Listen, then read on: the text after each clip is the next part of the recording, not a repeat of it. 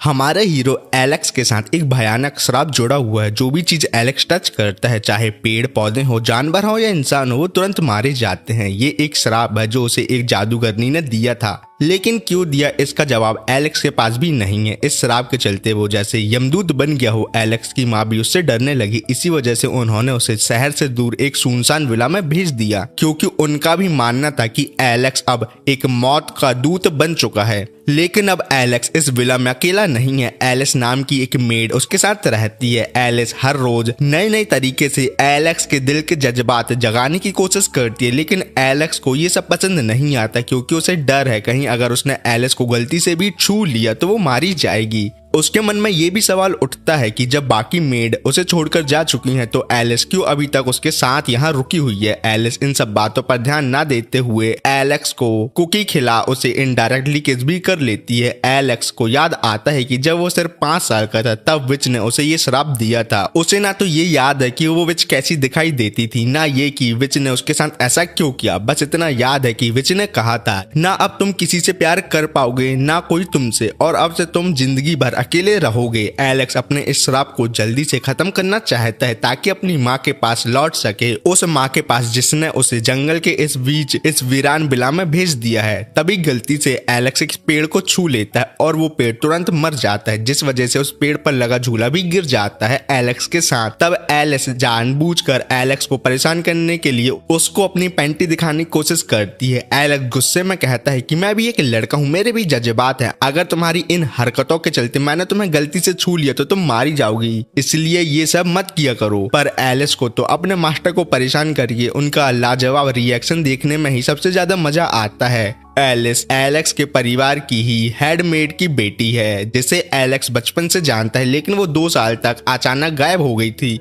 अगले दिन एलिस सुबह सुबह एलेक्स को उठाती है और उसे ब्रेकफास्ट करने के लिए कहती है, क्योंकि उसने रात को भी कुछ ठीक से नहीं खाया था। जब एलिस उसे कम खाना खाने का कारण पूछती है तो एलेक्स बताता है कि जब से उसे ये श्राप मिला है, उसके परिवार वाले जो हमेशा उसके पास बैठकर खाना खाते थे अब उसके दूर रहकर खाना खाने लगे थे, क्योंकि उन्हें भी मुझसे डर लगता था। लेकिन अब जब से एलिस उसकी जिंदगी में वापस आई है तब से एलेक्स पहले से ज्यादा खाना खाने लगा है। इस बात के लिए वो एलिस को दिल से धन्यवाद भी देता है। बाहर जाते जाते एलिस बताती है कि मास्टर आपके बचपन के दोस्त फिलिप्स आपसे मिलने आ रहे हैं। फिर हमें एलेक्स के घर वालों का सीन दिखाया जाता है, जहां आप सभी एलेक्स की छोटी बहन वियोला को याद रखना। एलेक्स फिलिप्स से मिलने के ख्याल से थोड़ा घबराया हुआ था, लेकिन अब फिलिप्स को यहाँ आने से रोका भी नहीं जा सकता। उसके मन में पुरानी यादें उभरने लगती हैं। जब विच ने उसे श्राप दिया था तब भी फिलिप्स उसे बिल्कुल नॉर्मल तरीके से ट्रीट करता था। कभी स्नेक लेके एलेक्स के पीछे भागता था तो कभी कुछ और हरकतें करता था।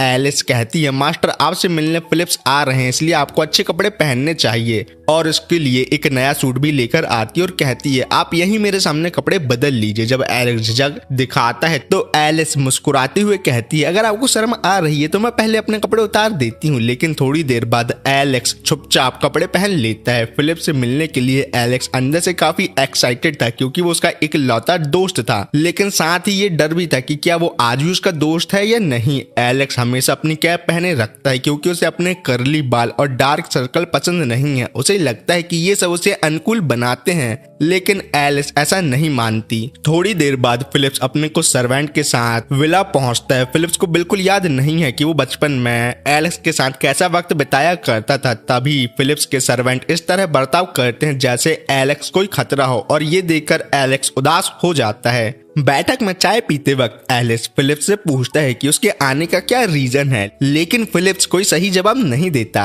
बातों का रुख एलिस की तरफ बढ़ जाता है। तब हमें पता चलता है कि एलेक्स का एक बटलर रॉब भी है, जो अभी किसी मेडिकल इमरजेंसी के चलते रेस्ट पर है। घर जाने से पहले फिलिप्स रेस्ट रूम यूज करना चाहता है, जहां एलिस उसे ले जा रही होती है। वहीं फिलिप्स को लगता है कि एलेक्स ने एलिस को डरा धमका के नौकरानी बनाया है, इसलिए वो एलिस को वहां से निकालने और कहीं और नौकरी दिलवाने का ऑफर देता है। ये बातें एलेक्स भी सुन लेता है और गुस्से में आ जाता है। तब फिलिप्स उसे दूर हटाते हुए कहता है, तुम एक मॉन्स्टर हो, एक यमदूत और कुछ नहीं। फिर वो अपने यहाँ आने का असली रीजन बताता है कि एलेक्स की माँ ने उसे यहाँ उसे देखने के लिए भेजा था। उसने सुना है कि एलेक्स का छोटा भाई अब फैमिली टाइटल इनहेरिट करने वाला है, और अगर ऐसा हो गया तो एलेक्स की फैमिली उससे अपने सभी संबंध तोड़ देगी। जाते जाते फिलिप्स कहता है मुझे तुमसे डर लगता है पर तुम पर दया भी आती है, लेकिन अब मैं कभी यहाँ वापस नहीं आने वाला। इतना कुछ होने के बाद भी एलेक्स ऐसे प्रिटेंड करता है जैसे कोई फर्क ही ना पड़ा हो उसे। फिर वो गार्डन में आके सोचता है एलिस अब तक मेरे साथ है, पर जैसे मैं उससे प्यार करता हूँ क्या वो भी मुझसे प्यार करती होगी, क्योंकि मैं तो एक मॉन्स्टर हूँ जो लोगों की जिंदगी लेता है और कुछ नहीं। मैं तो एक नॉर्मल इंसान की तरह उसे अपने हाथों से एक फूल तक नहीं दे सकता। तभी एलिस कहती है फ्लावर की लैंग्वेज में मुरझाया हुआ गुलाब देने का मतलब होता है जिंदगी भर उस व्यक्ति के साथ रहने का वादा करना, और ये गिफ्ट मुझे हर गिफ्ट से ज्यादा पसंद है मास्टर, क्योंकि मुझे ये आपने दिया है। ये सुनकर एलेक्स समझ जाता है कि एलिस भी उससे प्यार करती है।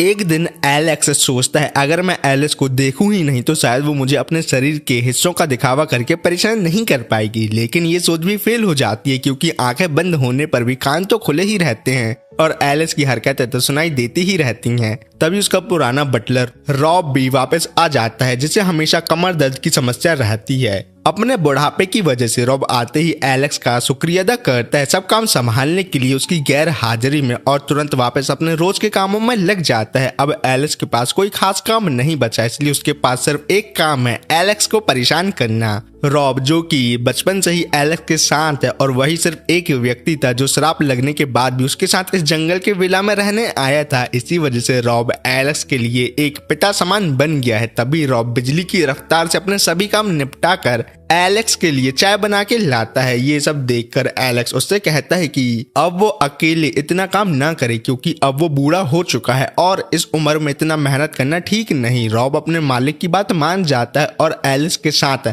काम बांटने के लिए तैयार हो जाता है। रॉब एलेक्स और एलिस के बीच की छोटी मोटी नोकझोंक को देख के बहुत ही ज्यादा खुश होता है। एक दिन जब एलेक्स बाहर निकलता है तो रॉब अपनी कम दिखाई और सुनाई देने की वजह से गलती से उसे एलिस समझकर पकड़ने की कोशिश करता है, लेकिन एलेक्स बड़ी मुश्किल से बच जाता है। थोड़ी देर बाद जब असली एलिस सामने आती है तो रॉब को अपनी गलती का एहसास हो जाता है। ये देखकर एलेक्स के मन में ये सवाल उठता है, जो बटलर इतने बुढ़ापे में भी हर दिन का काम आसानी से कर लेता है उसे छोटी छोटी बातों में दिक्कत क्यों होती है। तो रॉब मुस्कुराते हुए कहता है ये काम तो मैं सालों से करता आ रहा हूँ मास्टर, इसलिए आदत बन गई है। पर मास्टर आप मेरी चिंता मत करो, मैं अपनी आखिरी सांस तक आपका बटलर बन के रहना चाहता हूँ। पर इतना कहने के बाद फिर से रॉब को कमर में दर्द होने लगता है। कुछ समय बाद एलेक्स पियानो पर एक नया सॉन्ग कंपोज कर रहा होता है। उसके मन में ये भी बात आती है कि अगर उसके परिवार ने उससे सभी रिश्ते तोड़ दिए तो कम से कम ये सॉन्ग बेचकर वो पैसे तो कमा सकता है। और दूसरी बात, इस शराब के बाद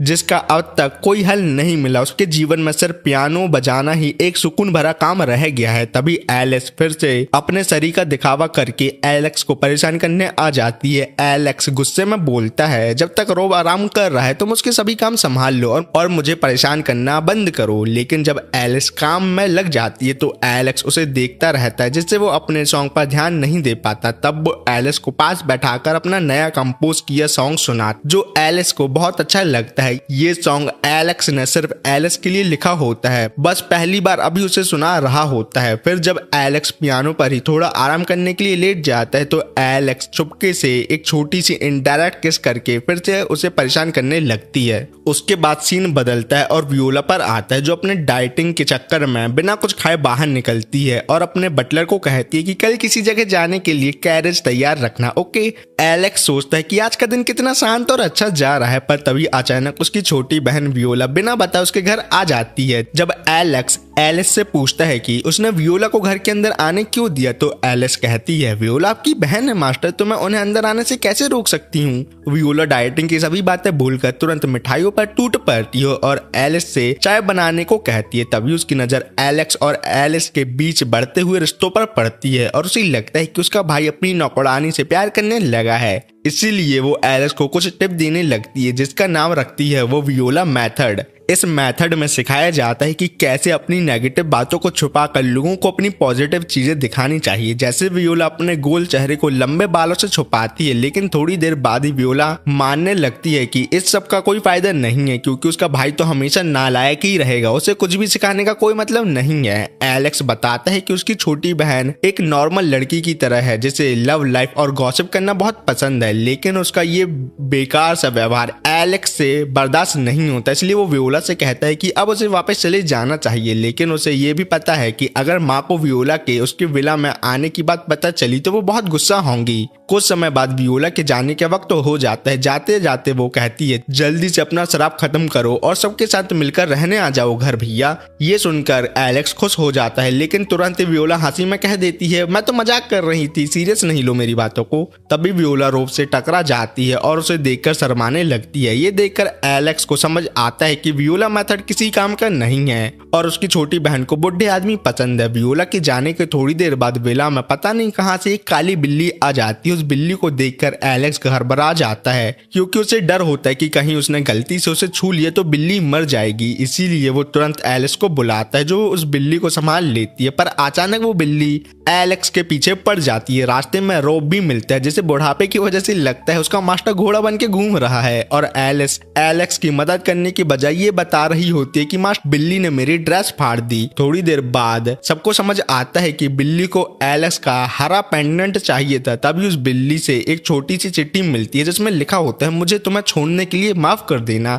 ये सब देखकर एलेक्स अपने आप को उस बिल्ली से जुड़ा हुआ महसूस करता है, क्योंकि जैसे उसकी माँ ने उसे छोड़ दिया था वैसे ही शायद किसी ने उस बिल्ली को भी छोड़ दिया हो। पर तभी उस बिल्ली को एक नया परिवार मिल जाता है, जैसे एलेक्स को रॉब और एलिस जैसा परिवार मिला है। रात में एलेक्स और एलिस बॉल रूम जाते हैं, जहाँ कभी एलेक्स के दादा और एलिस की माँ डांस प्रैक्टिस किया करते थे। आज एलेक्स पहली बार प्रॉपर तरीके से एलिस से पूछता है क्या वो उसके साथ डांस करेगी। बिना एक दूसरे को छूकर दोनों इतना सुंदर डांस करते हैं। बस थोड़ा मुश्किल जरूर होता है, क्योंकि दोनों बहुत वक्त बाद डांस जो कर रहे होते हैं। डांस खत्म होने के बाद एलेक्स एलिस से पूछता है, मास्टर और सर्वेंट होने के अलावा तुम मेरे बारे में एज अ मैन क्या सोचती हो। तो एलिस बिना झिझके जवाब देती है कि मुझे आप बहुत ही ज्यादा पसंद हो, जिससे एलेक्स बहुत ही ज्यादा खुश हो जाता है। अगले दिन सुबह एलिस एलेक्स के बहुत करीब आकर मुस्कुराते हुए गुड मॉर्निंग कहती है और बोलती है, ऐसा करना तो टाउन में बिल्कुल नॉर्मल है। एलेक्स थोड़ा शर्मा जाता है, लेकिन कुछ नहीं बोलता। फिर दोनों के बीच एक पूल मैच होता है, जिसमें फैसला होता है कि जो भी जीतेगा वो लूजर से अपने मन का एक काम करवा सकता है। एलेक्स को लगता है कि वो अपने फ्री टाइम में ये गेम खेलता रहता है, तो इस गेम में वो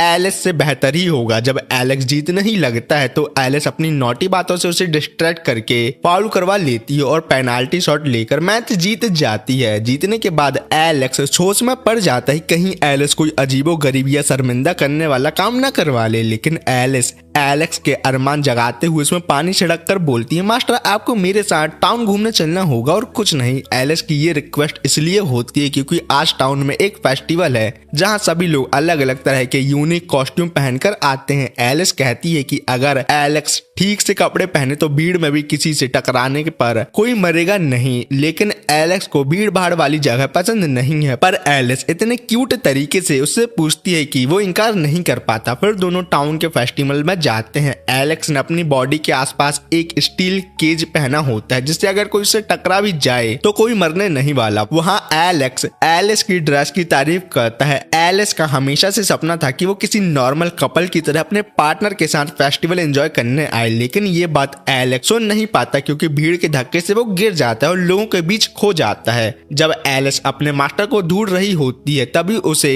शैरॉन कहकर कोई बुलाता है, जो असल में उसकी माँ का नाम होता है। एलिस उस अजीब लड़की से पूछती है कि उसकी माँ को वो कैसे जानती है, लेकिन बिना कोई ठीक जवाब दिए वो लड़की वहाँ से चली जाती है। तब तक एलेक्स टाउन स्क्वायर तक पहुँच जाता है, जहाँ उसके साथ एक रोतला बच्चा भी होता है जो अपनी माँ से खो गया होता है। अब एलेक्स को अपने साथ बच्चे की माँ को भी ढूंढना पड़ेगा। तभी उसकी नजर एक पियानो पर पड़ती है। पहले तो वो सबके सामने पियानो बजाने से घबराता है, लेकिन थोड़ी देर बाद सब कुछ भूल भाल कर इतना सुंदर पियानो बजाता है कि लोग झूम उठते हैं। एक म्यूजिशियन भी उसके सॉन्ग में रंग भर देता है। फेस्टिवल में सब लोग नाचने और गाने लगते हैं। थोड़ी देर बाद बच्चे की माँ भी उसे वापस मिल जाती है और उसे लेके वापस चली जाती है। सिर्फ वही नहीं, एलिस भी एलेक्स के पियानो की आवाज सुनकर उसे ढूंढ लेती है और उसके बाद दोनों रात भर फेस्टिवल का मजा लेते हैं। अंत में दोनों वॉच टावर के ऊपर चढ़कर पूरे टाउन का नजारा देखते हैं। वहां एलिस एलेक्स को एक पुरानी लोक कथा के बारे में बताती है, the princess who married the moon, जो इस टाउन की एक प्रसिद्ध फेरी टेल है। बहुत साल पहले इस जगह पर एक राजकुमारी और राजकुमार रहते थे जो एक दूसरे से बहुत ही ज्यादा गहरा प्रेम करते थे और जल्द ही उनकी शादी भी होने वाली थी। पर इस बात से एक चुड़ैल को इतनी जलन हुई कि उसने राजकुमार को अपने साथ चांद पर ले गई। तब से जिस दिन उनकी शादी होने वाली थी उस दिन राजकुमारी हर साल चांद को किस भेजती है। ये कहानी सुनकर एलेक्स कहता है मुझे यकीन है कि राजकुमार भी हर साल चांद से उसे किस भेजता होगा,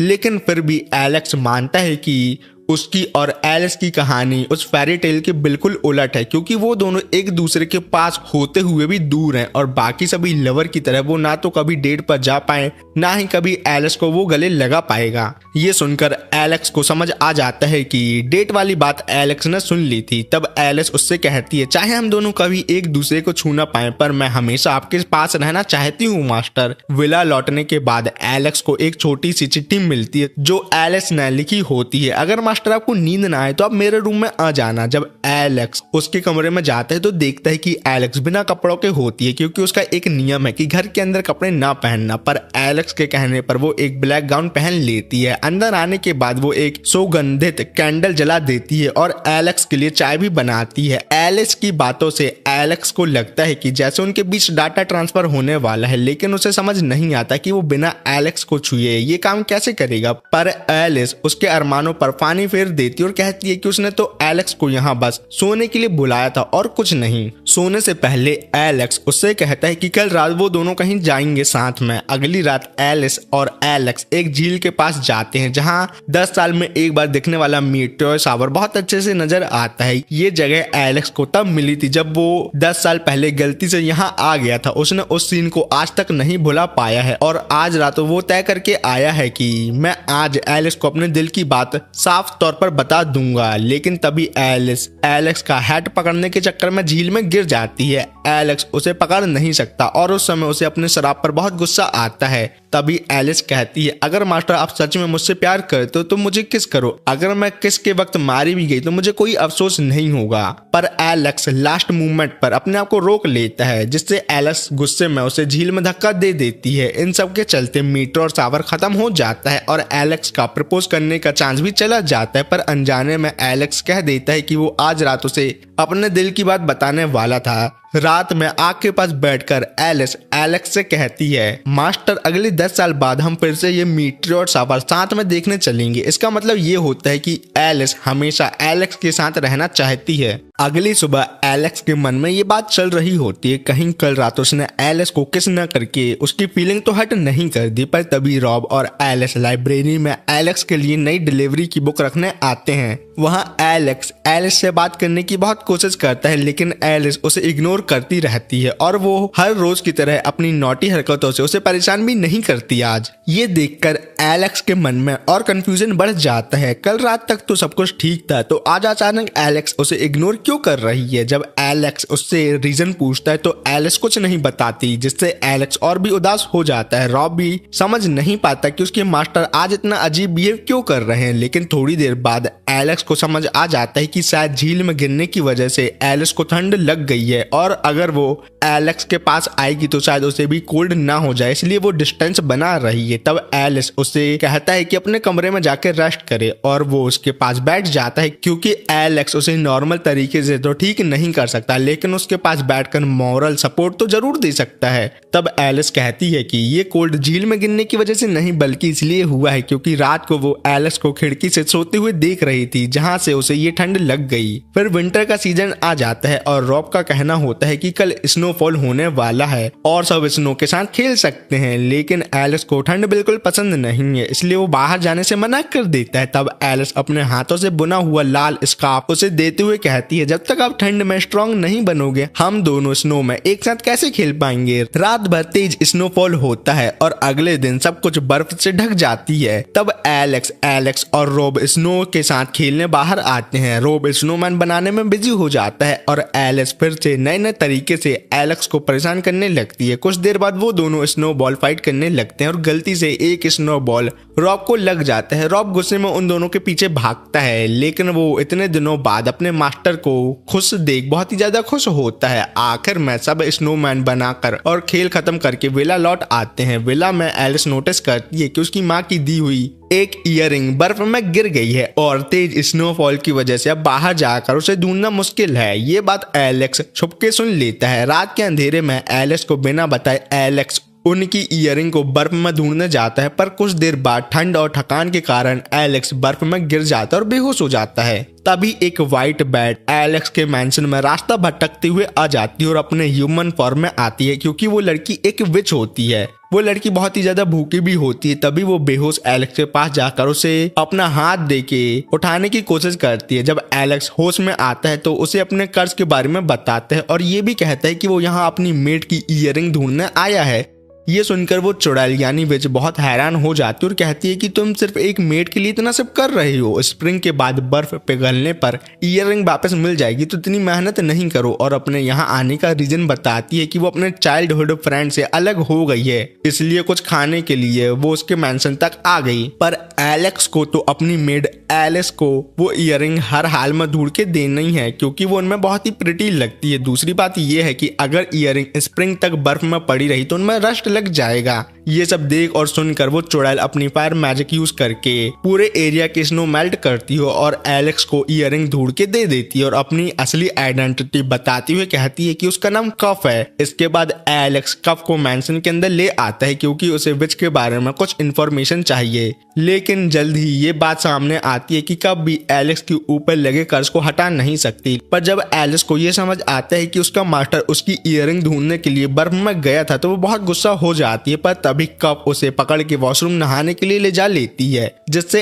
एलेक्स को जलन होने लगती है। उसे लगता है कि वो एलेक्स के साथ ऐसा क्यों नहीं कर सकता। नहाने के बाद कफ बहुत ज्यादा खाना खाती है, क्योंकि वो 2 दिन से भूखी जो थी। पर विचेस के बारे में कुछ बताने से मना कर देती है। चाहे एलेक्स उसे टॉर्चर भी करे तब भी वो कुछ नहीं बताने वाली। लेकिन तभी एलेक्स के हाथों का बनाया हुआ डेजर्ट खाती है वो, और तुरंत सब इन्फॉर्मेशन देने के लिए तैयार हो जाती है। जब एलेक्स उस विच के बारे में पूछता है जिसने उसे कर्ज दिया था, तो कफ कहती है कि उसके बारे में उसे कुछ भी पता नहीं है, क्योंकि ये बात अब बहुत पुरानी हो गई है। कफ ये भी बताती है कि सभी विचेस एक दूसरे की अच्छी फ्रेंड नहीं होती। उसका एक दोस्त है जो लड़का है और लड़कों को मैजिक यूजर कहा जाता है, ना कि विचेस। कफ बताती है कि उसके और उसके दोस्त के पेरेंट्स को विच हंटर ने मार दिया, बिना ये देखे कि उनका फादर एक ह्यूमन था, ना कि कोई मैजिक यूजर। एलेक्स के ह्यूमन होने के बावजूद कफ ने उसकी मदद इसलिए की क्योंकि वो एक मास्टर होते हुए भी अपनी मेड की बहुत चिंता करता है। जैसे उसका दोस्त हमेशा उसकी हर चीज में हेल्प के साथ साथ चिंता करता है। लेकिन फिर कफ और ज्यादा बताने से मना कर देती है, क्योंकि वो नहीं चाहती कि गलती से भी कुछ ऐसा वो बोल दे जो नहीं बोलना चाहिए था।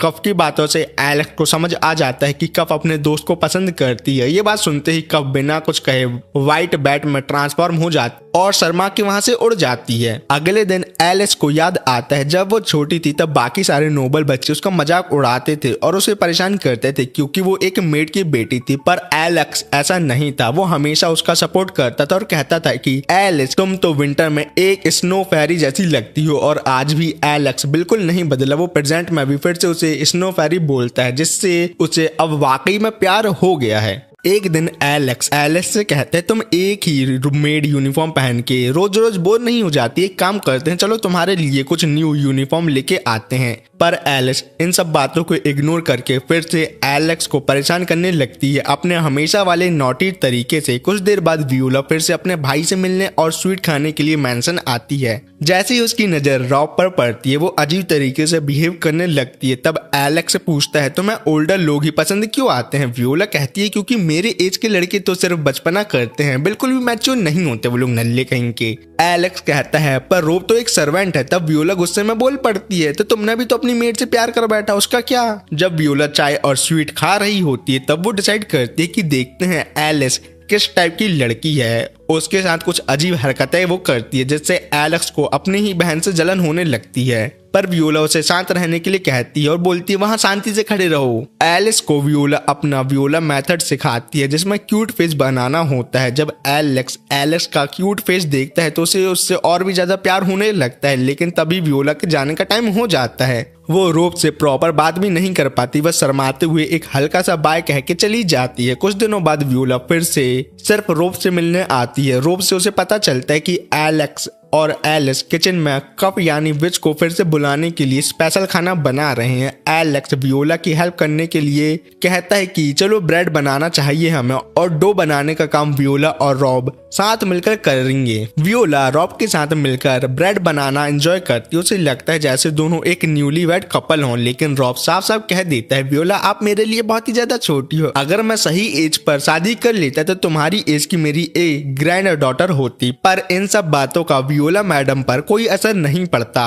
उसे तो बस रॉब के साथ टाइम बिताना अच्छा लगता है। वियोला खुश होती है देख कर कि कर्ज होने के बाद भी उसके भाई के पास उसकी केयर और सपोर्ट करने के लिए एलेक्स और रॉब जैसे अच्छे लोग हैं, लेकिन वो ये भी बोलती है कि एलेक्स को फालतू चीजों में टाइम वेस्ट करना नहीं चाहिए, वरना उसका छोटा भाई फैमिली हेड बन जाएगा, और ये बात उसे बिल्कुल भी मंजूर नहीं है। ये सब सुनकर रॉब समझ जाता है कि वियोला को अपने भाई एलेक्स की बहुत चिंता होती है, लेकिन वो ये बात कभी ओपनली शो नहीं करती। इस सब के बाद वियोला के घर जाने का टाइम आता है तो रॉब उसे ओवन से निकले हुए गरम गरम फ्रेश ब्रेड भी देता है खाने के लिए। कुछ दिनों बाद एलिस आइस स्केटिंग कर रही होती है और एलेक्स उसे दूर से देख रहा होता है क्योंकि उसे खुद आइस स्केटिंग करना नहीं आता। तभी उससे वहां एक बोलने वाला सफेद ठरकी कौवा दिखता है जो असल में कफ का दोष होता है। वो कौवा एलेक्स के पास इसलिए आया है क्योंकि उसे एलेक्स से कफ की स्मेल आ रही थी, पर कौवे का पूरा ध्यान बातों पे कम एलेक्स को ताड़ने पर ज्यादा होता है। एलेक्स उस कौवे से कहता है कि कफ तो बहुत दिनों पहले हमारे विला पे आई थी, थोड़ा सा खाना खाया और फिर चली गई, अब वो कहाँ है इस बारे में मुझे कुछ नहीं पता। फिर वो क्रो अपना मैजिक यूज करके अपने रियल फॉर्म में आता है और एलिस को अपना नाम जैन बताता है। जैन कहता है कि मुझे सुंदर लड़कियां बहुत पसंद है जो अपने बॉयफ्रेंड के लिए मेकअप करके और भी ज्यादा सुंदर लगने लगती हैं, पर कफ को मेकअप करना पसंद नहीं है, इसलिए जैन थोड़ा उदास हो जाता है। फिर जैन और एलेक्स लड़कियों के बारे में बात करते हैं कि उन्हें कैसी लड़कियां पसंद है,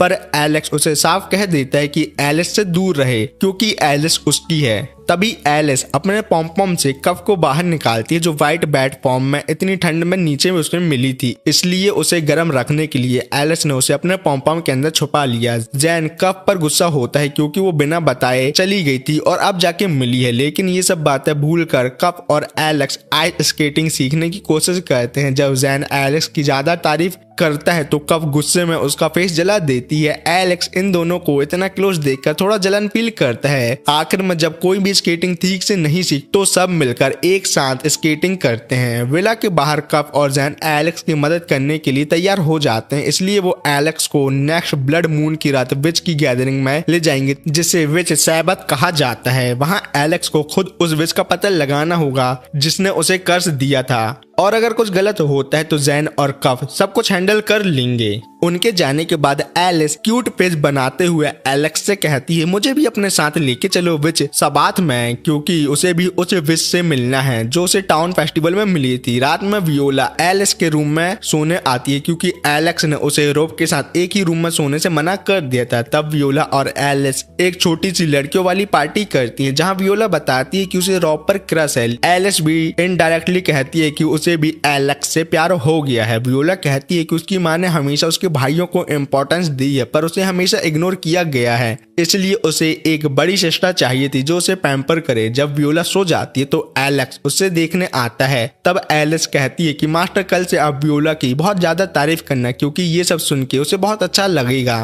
पर अगले दिन जब एलेक्स वियोला की तारीफ करता है तो उल्टा वियोला उसका मजाक उड़ाने लगती है। एक दिन एलेक्स को ये बात पसंद नहीं आती कि एलिस सभी लोगों के सामने अपने शरीर का कोई भी हिस्सा गलती से भी दिखाए, इसलिए वो उससे कहता है कि अपनी मेड यूनिफॉर्म बदल लो। जब एलिस कुछ नए ड्रेसेस दिखाती है जो वो पहन सकती है तो एलेक्स को उनमें से कोई भी यूनिफॉर्म पसंद नहीं आता। इस पर एलिस गुस्से में बोलती है अगर ऐसी ही बात है तो कल से मैं बिना कपड़ों के सभी काम करूंगी मास्टर। अगले दिन बाहर काफी ज्यादा ठंड होने की वजह से एलेक्स अपने मैंशन के एक अलग रूम में किताब पढ़ने आया होता है, पर वो देखता है कि उस रूम में हर तरफ पेड़ पौधे उग गए हैं सिर्फ 2 सर्वेंट के लिए। इतने बड़े मैंशन का ध्यान रखना बहुत ज्यादा मुश्किल है, इसलिए एलिस और रॉब को पता नहीं चला कि उस रूम में इतने पेड़ पौधे कब उग गए। अब जो हो गया सो हो गया। एलेक्स अपने कर्ज का इस्तेमाल करके सभी प्लांट को छू के मार देता है। एलेक्स के कपड़े या जूते अगर किसी चीज को डायरेक्ट टच करते हैं तो वो सभी जिंदा चीजें मारी जाती हैं, पर अगर उसने थिक कपड़े कपड़े पहने हो तो कोई नहीं मरता। अगर एलेक्स किसी के कपड़ों को टच करता है तो वो इंसान नहीं मरता, पर अगर गलती से भी डायरेक्ट कांटेक्ट हो गया तो सामने वाला जरूर मर जाएगा। इन सब बातों से ये साबित होता है कि एलेक्स की जिंदगी अभी भी उस विच के कंट्रोल में है जिसने उसे कर्ज दिया था। तभी एलेक्स देखता है कि एलिस कुछ नीले फूलों को देखकर खुश हो रही है, तो वो उन फूलों का क्राउन बनाकर एलेक्स को देता है जो बहुत टाइम तक उसके पास रह सकता है। उससे पहले एलेक्स डिसाइड करता है कि वो विच सबात में जाकर जरूर अपने कर्ज का सॉल्यूशन ढूंढेगा और एक बार फिर अपनी माँ के पास जाकर साथ डिनर करेगा। उस रात जब एलेक्स को नींद नहीं आती तो वो यूं ही घूमते घूमते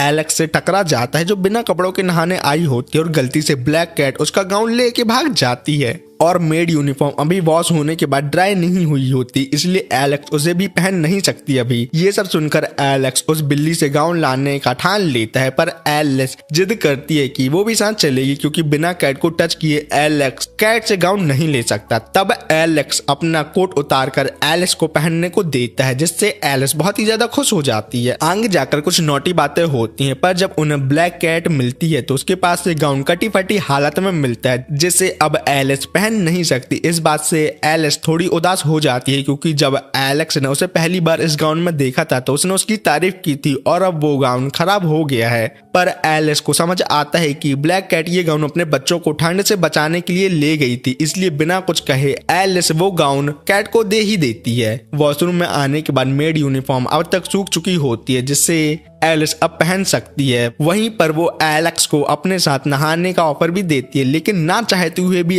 एलेक्स को वो मना करना पड़ता है। इसी तरह की सिचुएशन में एलेक्स को अपने कर्ज होने पर बहुत ही ज्यादा गुस्सा आता है। कुछ दिनों बाद ब्लड मून की रात आ जाती है और जैन और कप एलेक्स को विच सबात ले जाने के लिए आते हैं। विच वर्ड जाने के नाम से ही एलेक्स काफी ज्यादा डरा हुआ होता है, लेकिन एलिस बिल्कुल चिल होती है। तभी कप और जैन दोनों उसके पास आते हैं और बताते हैं कि जब तक विचेस को ये पता नहीं चलता है कि तुम दोनों ह्यूमन हो तब तक कुछ भी बुरा नहीं होगा। जैन विच वर्ल्ड जाने का पोर्टल खोलता है और कप दोनों को विच रोब देती है। जब तक एलेक्स और एलिस ये रोब पहने रहेंगे किसी को उनके ह्यूमन होने का पता नहीं चलेगा। जैन उन दोनों को सभी के सामने अपना भाई और बहन कहकर इंट्रोड्यूस करेगा, जिससे उन दोनों के ऊपर किसी को भी शक नहीं होने वाला। रोब को भी अपने मास्टर की चिंता होती है, लेकिन एलेक्स कहता है मेरे साथ एलिस है इसलिए हमें कुछ नहीं होगा। पोर्टल से विच वर्ल्ड जाके एलेक्स हर चीज से घबरा जाता है। वहां कुछ विचेस सुट्टा मार रही होती हैं। एक बच्चे के मुंह के अंदर आंखें होती हैं। थोड़ी देर बाद सब विचेस की लीडर स्केलेटन मास्क वाली विच जिसका नाम डेलैथ है सभी की अटेंडेंस लेती है। इससे पहले कि जैन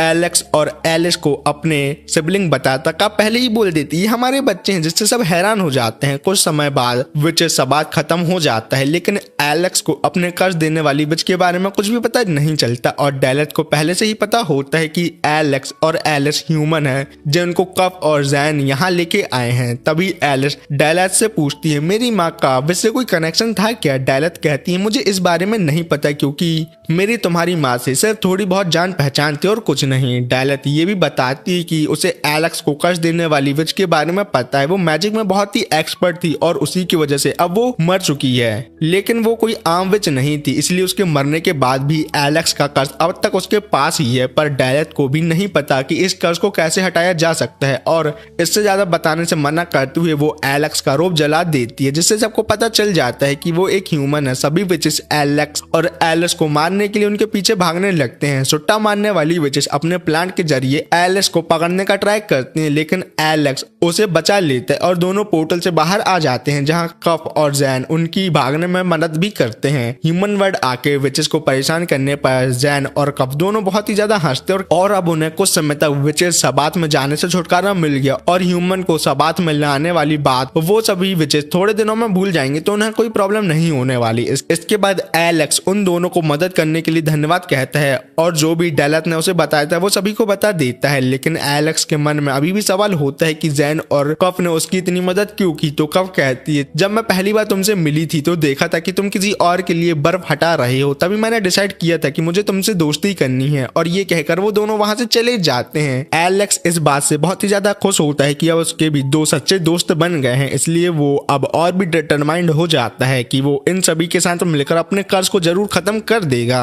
एलेक्स को ये बात पसंद नहीं आती कि एलिस हर रोज अंदर और बाहर सिर्फ ब्लैक कलर की ड्रेस पहनती है, इसलिए वो उसे व्हाइट गाउन पहनने को कहता है। लेकिन ये सोचकर खुद ही शर्मा जाता है कि व्हाइट गाउन में एलिस किसी न्यूली वेड दुल्हन की तरह लगेगी। थोड़े टाइम बाद एलिस टाउन से एक मैजिकल पॉट खरीद कर लाती है जो किसी जमाने में एक विच ने बनाया था और उसे रोजाना अपने काम के लिए यूज करती थी। इस पॉट के साथ एक रेसिपी बुक भी होती है जिसके जरिए एलिस एलेक्स के लिए एक लव पोशन बनाना चाहती है। पोशन बनाने के लिए उसे एलेक्स की मदद चाहिए होती है। ये पॉट मैजिक से पानी गर्म करता है और बोल भी सकता है। फिर एलिस उसमें अजीबोगरीब इंग्रेडिएंट डालती है जो बिल्कुल भी खाने लायक नहीं होते, इसलिए एलेक्स उसे रोकता है। लेकिन एलिस अपने पॉम से उसे डिस्ट्रैक्ट करके सभी इंग्रेडिएंट पॉट में डाल ही देती है। एलिस एलेक्स से कहती है कि उसे पॉट के इंग्रेडिएंट को अपने लाइफ की हैप्पी मेमोरीज याद करके मिक्स करना होगा, लेकिन एलेक्स एलिस को बिना कपड़ों के इमेजिन करने लगता है और डिस्ट्रैक्ट हो जाता है। फिर भी इंग्रेडिएंट मिक्स हो जाते हैं। तब एलिस सच बताती है कि ये लव पोशन नहीं बल्कि ये पॉट कर्ज हटाने में काफी कारगर है, क्योंकि अब वो विच मर चुकी है जिन्होंने एलेक्स को कर्ज दिया था। तो एलिस किसी भी तरीके से उसका कर्ज रिमूव करना चाहती है। एलिस ने पहले इस पॉट के बारे में इसलिए नहीं बताया था क्योंकि अगर कर्ज हुआ बंदा इंग्रेडिएंट मिक्स करते वक्त अपने कर्ज के बारे में सोचता है तो पोशन बेकार हो जाता है। ये सब सुन के एलेक्स पोशन टेस्ट करता है लेकिन वो इतना गंदा लगता है कि पीना मुश्किल हो जाता है और सूप पीने के बाद भी एलेक्स का कर्ज रिमूव नहीं होता क्योंकि ये किसी नॉर्मल विच का कर्ज नहीं था।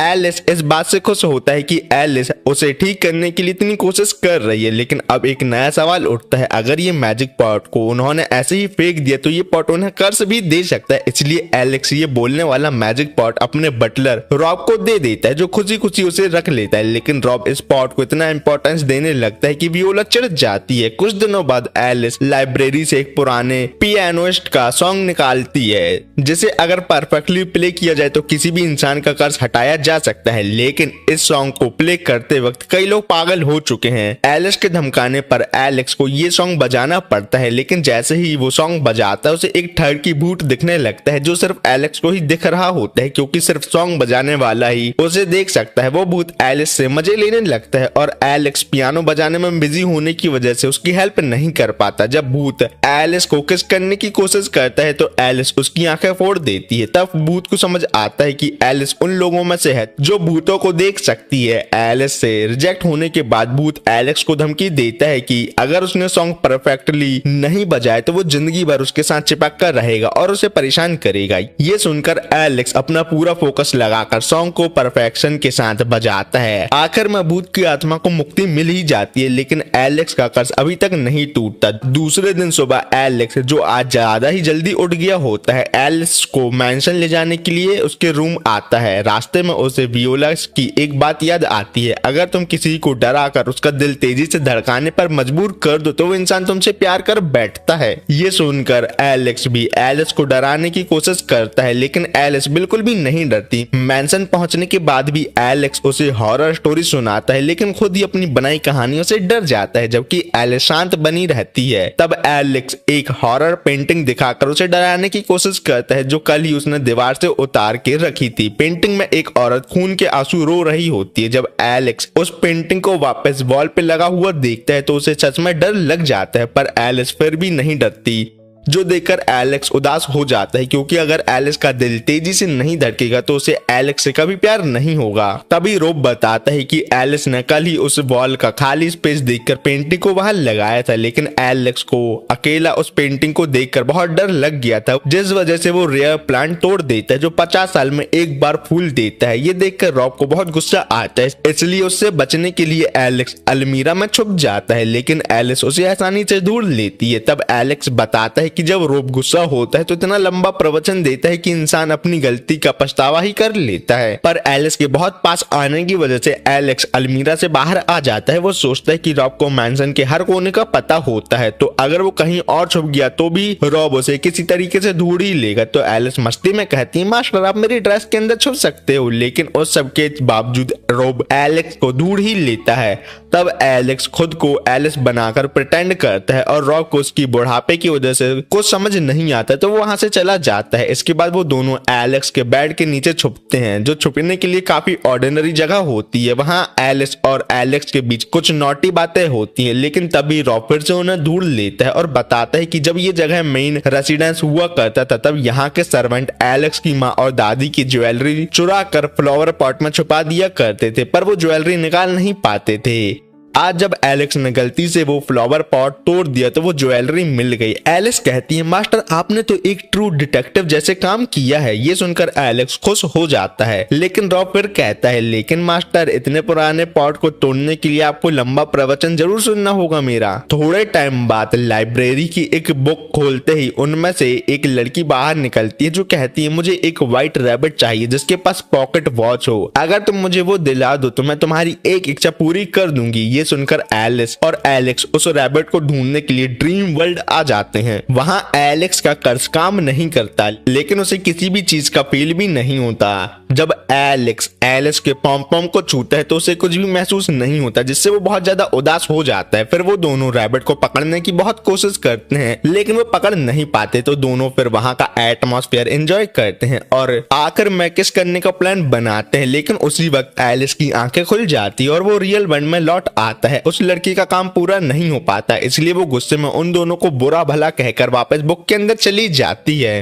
एक दिन की बात होती है जब कप एलेक्स के विला यानी उसकी हवेली पर पढ़ाई लिखाई सीखने आई है। उसे पढ़ाने वाला होता है रॉब, लेकिन रॉब उसके ज्यादातर सवालों को इग्नोर करता है। कप चुपके से लिखना पढ़ना सीख रही है जैन को सरप्राइज देने के लिए। फिलहाल वो दोनों एक सर्कस में काम कर रहे होते हैं, जहां उनका विच होना या अलग दिखना किसी को अजीब नहीं लगता। पहले एलिस को गलतफहमी हो जाती है कि कप ने पैसों के चक्कर में जैन को सर्कस वालों को बेच दिया। फिर सीन शिफ्ट होता है एलेक्स के छोटे भाई वॉल्टर पर, जो दिखने में बहुत ही ज्यादा सुंदर है। उसे पता होता है कि रोज वियोला उसके बड़े भाई एलेक्स के विला जाती है, जिसे एक विच ने शराब दिया है। वॉल्टर सोचता है कि वही अगला फैमिली हेड बनेगा, पर वियोला उसे बार बार याद दिलाती है कि वो सिर्फ दूसरा बेटा है और फैमिली हेड हमेशा पहला बेटा ही बनता है। उनकी माँ अभी भी एलेक्स के कर्ज हटने का इंतजार कर रही होती है। वॉल्टर को बहुत गुस्सा आता है जब कोई उसे दूसरा बेटा कहता है और वियोला उसे चिढ़ाती रहती है। वॉल्टर को लगता है कि वियोला अपने बड़े भाई एलेक्स से ज्यादा प्यार करती है, पर उससे नहीं। उसे ये भी लगता है कि वियोला सिर्फ एलेक्स के साइड में है। वियोला उसे समझाती है जैसा वो सोच रहा है वैसा कुछ भी नहीं है। वियोला जाते जाते कहती है वॉल्टर कभी है फैमिली हेड नहीं बन सकता क्योंकि वो दूसरा बेटा जो है, और ये भी कहती है कि माँ को नहीं बताना कि मैं एलेक्स के विला गई हूँ। और ना चाहते हुए भी वॉल्टर माँ से झूठ बोलता है कि वियोला अपनी फ्रेंड के घर गई है।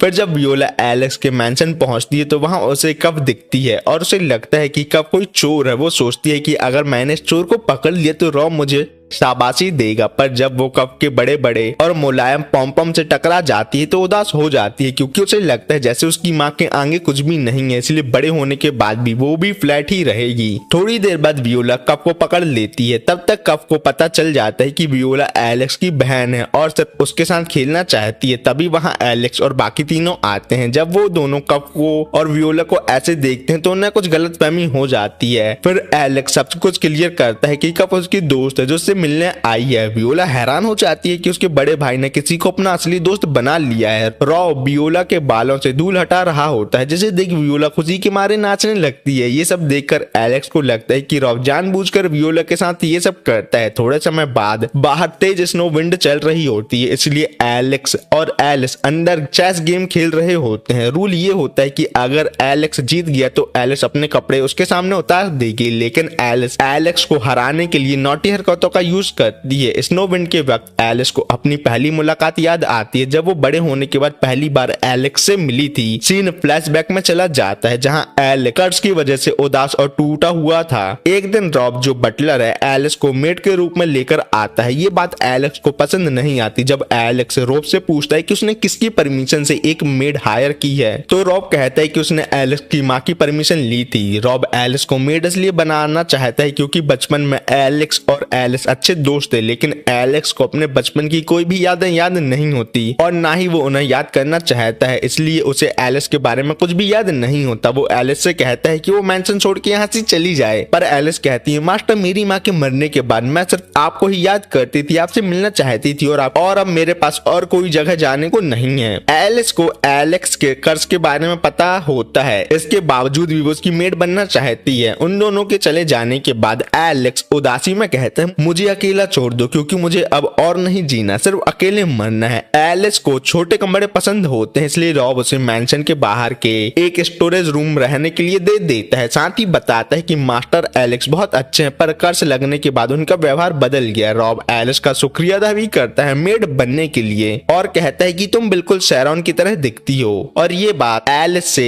हर कोई कहता है। अगले दिन जब एलेक्स एलिस को घर में देखता है तो बहुत गुस्सा होता है क्योंकि कल ही उसने उसे मैंशन छोड़ने को बोला था, पर एलिस तो शुरू से ही एलेक्स को अपनी नॉटी हरकतों से परेशान करने लगती है। जब एलेक्स गुस्से में अपनी टोपी फेंक देता है तो एलिस उसे उठाने के बहाने उसके पीछे पीछे घूमती रहती है, पर जब एलिस उसके लिए खाना लेकर आती है तो एलेक्स खाना खाने से इनकार कर देता है और कहता है जब तक तुम इस घर से नहीं चली जाती मैं कुछ भी नहीं खाऊंगा, क्योंकि एलेक्स को लगता है कि एलिस सिर्फ इसलिए मेड बनी है क्योंकि वो उसे नीची नजरों से देखती है, एक कर्ज हुआ बेकार और अकेला लड़का। लेकिन एलेक्स को एलिस की बातों का बुरा नहीं लगता, बल्कि उसे तो एलेक्स के शब्द किसी पोयम जैसे लगते हैं। एलिस खाना छोड़कर बाहर चली जाती है और जब वो रोब के साथ होती है तब रोब कहता है तुम्हारे लिए अपनी आंटी के घर रहना मुश्किल रहा होगा ना। एलिस कहती है मेरी आंटी फाइनेंशियली कमजोर थी, पर जो तकलीफ मैंने उनके घर रहते हुए सही वो मास्टर एलेक्स के कर्ज लाइफ के सामने कुछ भी नहीं है। तभी एलेक्स वहां आता है और एलिस को बोलता है कि उसके साथ चले। वो एलिस को एक टूटा फूटा गंदा कमरा दिखाता और कहता है मैं तुम्हें इसे साफ करने के लिए 3 दिन देता हूँ, तुम इस काम पर रॉब की मदद नहीं ले सकती और तुम 3 दिन के अंदर ये कमरा साफ नहीं कर पाई तो तुम्हें ये नौकरी छोड़नी पड़ेगी। एलिस तुरंत सफाई में लग जाती है। ठंड के बावजूद और चोट लगने के बाद भी वो रुकती नहीं। उसे याद आता है कैसे बचपन में एलेक्स उसकी कितनी केयर करता था और उसे अपने रूम में रेस्ट करने को बोलता था। अगले दिन जब एलेक्स रूम में आता है तो वो हैरान रह जाता है क्योंकि एक ही रात में एलेक्स ने पूरे रूम को पहले जैसा कर दिया था। ये सब देखकर एलेक्स के आंसू निकल आते हैं क्योंकि वो तो सिर्फ एलिस की भलाई के लिए उसे यहाँ से भेजना चाहता था। उसे लगता है कि एलिस अपनी जिंदगी बेकार कर रही है एक कर्ज मास्टर को सर्व करते हुए, पर एलिस फिर से कहती है मेरे पास और कोई जगह जाने के लिए नहीं है, इसलिए मैं यहाँ ही रुकूंगी और देखना चाहती हूँ कि कब तुम्हें मेरे बारे में सब कुछ याद आता है। जब एलिस जाने का नाम नहीं लेती तो एलेक्स खुद ही घर छोड़कर चला जाता है। बाहर सब कुछ अजीब सा लगता है। उसे मैंशन का रास्ता भी याद नहीं होता। उसे विच की बात याद आती है। अब वो कभी किसी से प्यार नहीं कर पाएगा, पर एलेक्स किसी से प्यार करना चाहता था, लेकिन अब वो मरने की कगार पर पहुंच गया होता है और तब उसे याद आता है बचपन में उसकी एलिस नाम की दोस्त थी जो शायद अब उसकी मेड बन के वापस आई है, जिसको लास्ट टाइम वो देखना चाहता है, लेकिन ऐसा अब मुमकिन नहीं हो सकता क्योंकि वो यहाँ ही मरने जो वाला है। तभी एलिस वहाँ आकर उस पर स्नोबॉल फेंक कर कहती है कर्ज होने के बाद भी आपको जीने का पूरा हक है। आपने एक बार भी नहीं सोचा कि आपके जाने के बाद उन लोगों का क्या होगा जो आपकी फिक्र करते हैं, जो आपको चाहते हैं। एलिस कहती है बचपन में जब मैं हमेशा बीमार रहती थी तब आप ही थे जिन्होंने मुझे जीने की उम्मीद दी, आप ही ने मेरी मदद की थी और अब मैं सिर्फ आपकी वजह से जिंदा हूँ। फिर वो अपना छाता देकर एलेक्स को उठाने में मदद करती है और कहती है हम दोनों हमेशा अपनी जिंदगी साथ में बिताएंगे। घर लौटने पर रॉब अपने मास्टर को जिंदा और सुरक्षित देखकर खुश हो जाता है। उसे लगता है कि अब एलेक्स ने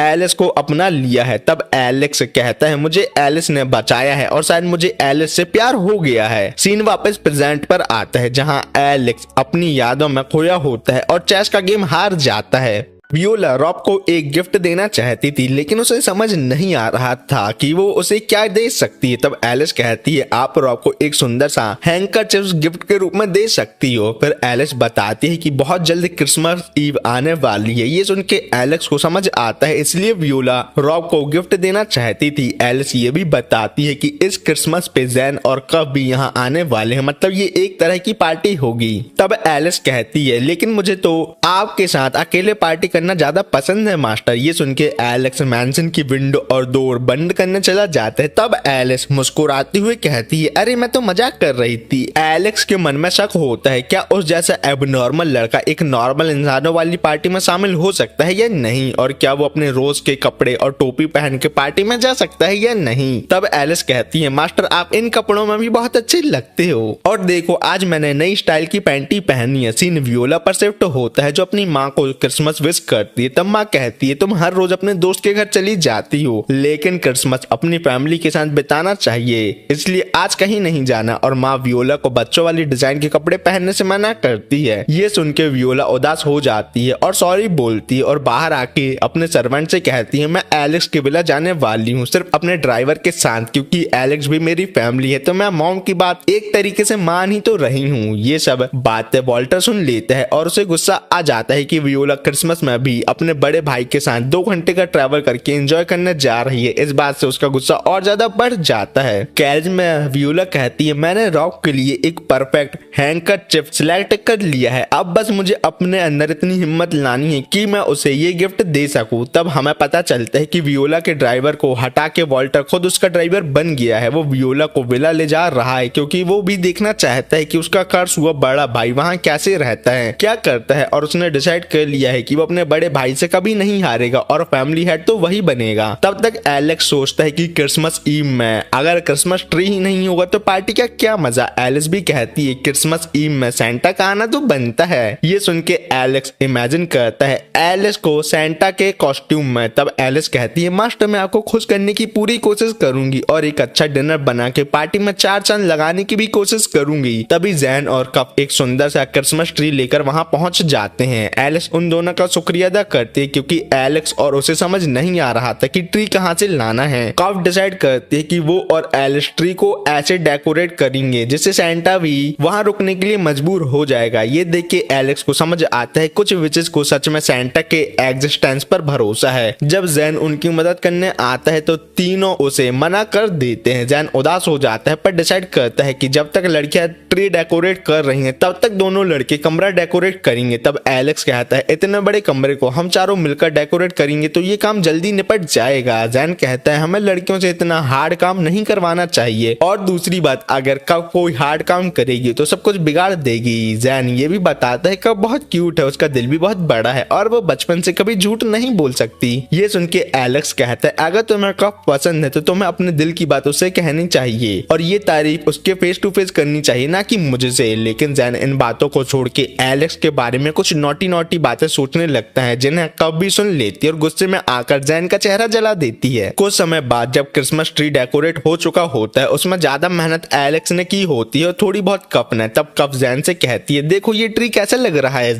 जैन को एलेक्स की बात याद आती है इसलिए वो कहता है, ट्री अच्छा और सुंदर है लेकिन इससे भी ज्यादा प्यारी तो तुम लग रही हो कप। लेकिन कप मैडम ये बात सुनने से पहले ही सो गई होती है क्योंकि वो सेंटा को देखने के लिए आधी रात तक जागना जो चाहती थी। पर हमें पता चलता है कि कफ ने जैन की सब बातें सुन ली थी इसलिए वो चुपके से शर्मा जाती है। सीन बदलता है और मेन रेसिडेंस पे आता है जहां एलेक्स की माँ अकेले ही क्रिसमस बना रही होती है। तभी वियोला तेजी से एलेक्स के विला पहुंच जाती है लेकिन रॉब का गिफ्ट गलती से बाहर ही गिरा देती है। वॉल्टर को लगता है कि वियोला ये गिफ्ट एलेक्स के लिए लाई है, इस बात से उसे और भी ज्यादा गुस्सा आता है।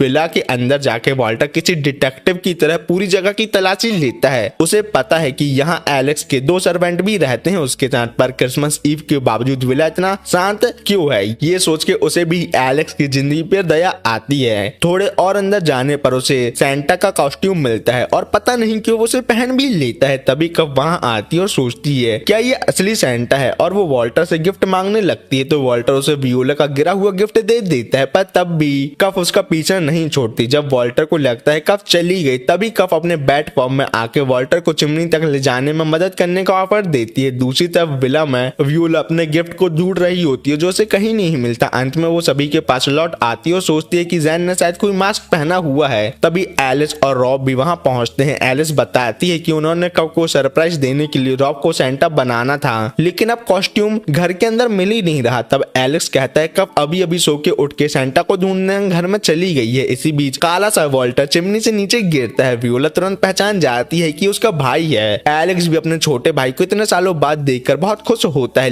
लेकिन वॉल्टर कहता है मैं तुम्हारा भाई नहीं राइवल हूँ। वियोला गुस्से से कहती है सबसे पहले पार्टी खराब करने के लिए सभी से माफी मांगो मेरे नालायक भाई। वियोला ये भी कहती मुझे तुम दोनों भाई पसंद नहीं हो, मुझे तो इस विला में आना अच्छा लगता है इसलिए मैं यहाँ आती हूँ। ये सुन के एलेक्स और वॉल्टर दोनों उदास हो जाते हैं। तभी कफ भी वहाँ आती है जिसके हाथ में अपना गिफ्ट देखकर वियोला उससे गिफ्ट मांगती है, लेकिन कफ कहती है ये मेरा गिफ्ट जो सेंटा ने मुझे दिया है, पर पता नहीं अब वो कहाँ चले गए। इन दोनों के बीच गिफ्ट को लेकर झगड़ा शुरू हो जाता है। वॉल्टर सोचता है जब एलेक्स के पास इतने सारे विचेस फ्रेंड है तब भी वो अपना कर्ज हटा क्यों नहीं पाए, तो इसका मतलब ये है कि कर्ज हटने के बाद भी एलेक्स फैमिली हेड बनने के लायक नहीं है। वॉल्टर एलेक्स से कहता है मुझे हमेशा से तुम्हारे ऑप्शन के रूप में ट्रीट किया गया है, जो बात उसे बिल्कुल भी पसंद नहीं है। तभी वियोला कफ से कहती है इस गिफ्ट में जहर लगा हुआ है। ये सुन के कफ उसे जलाने लगती है, पर सही समय पर एलेक्स अपने ग्लव की मदद से गिफ्ट को जलने से बचा लेता है और वापस वियोला को दे देता है। इसके बाद वॉल्टर कहता है जो भी हम दोनों में से पहले तुम्हारे कर्ज के राज का पता लगाएगा वही फैमिली हेड बनेगा। एलेक्स भी इस बात को मान जाता है, लेकिन फुल एटीट्यूड में जाते हुए वॉल्टर खुद की ही बेइज्जती करवा लेता है। फिर वॉल्टर को छोड़कर सब लोग पार्टी एंजॉय करते हैं और बहुत मजा करते हैं। वियोला रॉब को अपना गिफ्ट भी दे देती है और खुश हो जाती है। पार्टी के बाद सब लोग अपने अपने घर चले जाते हैं। तब एलेक्स और एलिस बाहर आके बातें करते हैं। एलेक्स कहता है मैंने सोचा भी नहीं था कि आज वॉल्टर मुझसे मिलने आएगा। फिर उसे याद आता है जब पहली बार उसने एलिस से कहा था मुझे तुम पसंद हो और मैं तुम्हारे साथ अपनी पूरी जिंदगी बिताना चाहते हैं, तो एलिस खुशी के मारे रोने लगी थी। एलेक्स ये भी कहता है कि अगर तुम मेरी जिंदगी में नहीं आई होती तो मैं कभी इतने सारे दोस्त नहीं बना पाता और शायद मैं अभी भी अकेला ही रहता, ना कि इतना खुश। ये बातें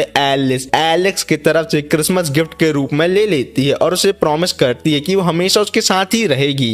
जब एलिस अपने कमरे में सो रही होती है तब उसे एक सपना आता है। जब वो छोटी सी लड़की थी, सपने में वो अकेले घर के अंदर घूम रही होती है। तभी उसकी माँ शैरॉन उसे पकड़ लेती है और प्यार से याद दिलाती है कि उसे अपने बेड में ही रहना चाहिए क्योंकि उसकी तबीयत ज्यादा कमजोर रहती है। एलिस माफी मांगती है, लेकिन शैरॉन उससे गुस्सा नहीं होती बल्कि कहती है कि वो सिर्फ उसके लिए चिंतित होती है। जब शैरॉन उसे वापस कमरे तक ले जा रही होती है तब रास्ते में दोनों कुछ मेड से मिलती हैं। शैरॉन उनसे प्यार से बात करती है, उनकी परेशानियों का हल भी बताती है। सब लोग शैरॉन को बहुत पसंद करते हैं और एलिस भी अपनी माँ से बेहद प्यार करती है। रास्ते में उनका सामना एलेक्स से होता है जो हॉलवे में दौड़ता हुआ जा रहा होता है। वो हंसते हुए एलिस को हाथ हिलाता है। शैरॉन समझ जाती है कि एलिस की एलिस से दोस्ती हो गई है और वो घर में घूम रही थी सिर्फ उससे मिलने के लिए। शैरॉन थोड़ा मुस्कुरा के एलिस को चिढ़ाती है जिस पर एलिस शर्मा जाती है। तभी रॉब आता है, लेकिन उसे देखकर एलिस डर के मारे अपनी माँ के पल्लू के पीछे छुप जाती है। रॉब उसे प्यार से कहता है कि डरने की कोई बात नहीं है और पूछता है कि उसे अपनी माँ का काम कैसा लगता है। एलिस मुस्कुराती हुए कहती है कि उसकी माँ तो कमाल की है और वो भी बड़े होकर एक अच्छी मेड बनना चाहती है, बिल्कुल अपनी माँ जैसी।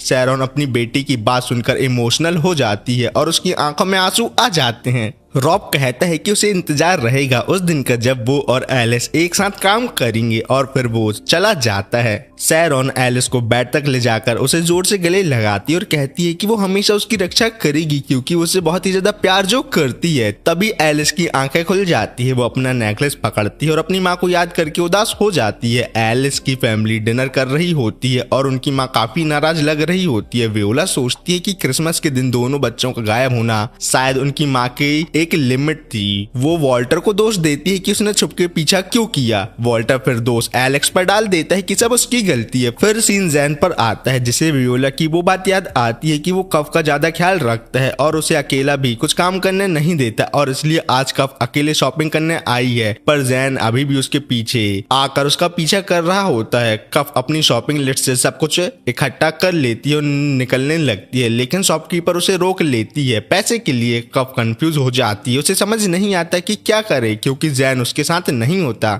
जैन मदद करना चाहता है लेकिन खुद को बड़ी मुश्किल से रोक लेता है। कफ एक कैट शेप का पत्थर दिखाती है जिसे वो जैन को देने वाली थी और उसके बदले में वो सामान लेने की कोशिश करती है। दुकानदार थोड़ी शॉक होती है और पूछती है कि क्या उसके पास पैसे देने के लिए नहीं है। तब कव को समझ आता है कि कैश का मतलब होता है पैसे। वो तुरंत माफी मांगती है और पेमेंट करती है, फिर बेकरी जाने के लिए भागती है। इस बार वो तुरंत पेमेंट कर देती है। घर लौटते वक्त एक लड़का कव से टकरा जाता है और उसके पैसे चुराने की कोशिश करता है, पर लड़का डर के मारे स्पाइक की तरफ गिरने लगता है। कव तुरंत अपना सामान छोड़कर उसे बचा लेती है। लड़का शर्मा जाता और माफी मांगता है। तब कव देखती है कि उसका सारा सामान खरीदा हुआ गिर गया है, लेकिन तभी जैन बाहर आ जाता है और उसकी मदद करता है सब कुछ उठाने में, ताकि दोनों घर वापस जा सकें, वो भी साथ में। जैन सोचता है कि शायद वो कव का इतना ध्यान रखने की आदत कभी नहीं छोड़ पाएगा। विला में एलेक्स को फिर नींद नहीं आ रही होती और वो मैंशन के अंदर वॉक पर निकल जाता है। एलिस उसे देखती है और कहती है कि वो उसके साथ बेड में सोना चाहती है। फिर वो अपने रूम में अपने नाइट ड्रेस लेने चली जाती है। जब एलिस वापस आ जाती है, एलेक्स बेड पर होता है। उसे हैरानी होती है कि एलिस वाकई सीरियस थी। वो कहता है कि वो ट्राई करेगा शांत रहने का, और अगर उसे नींद आ गई तो एलिस निकल सकती है।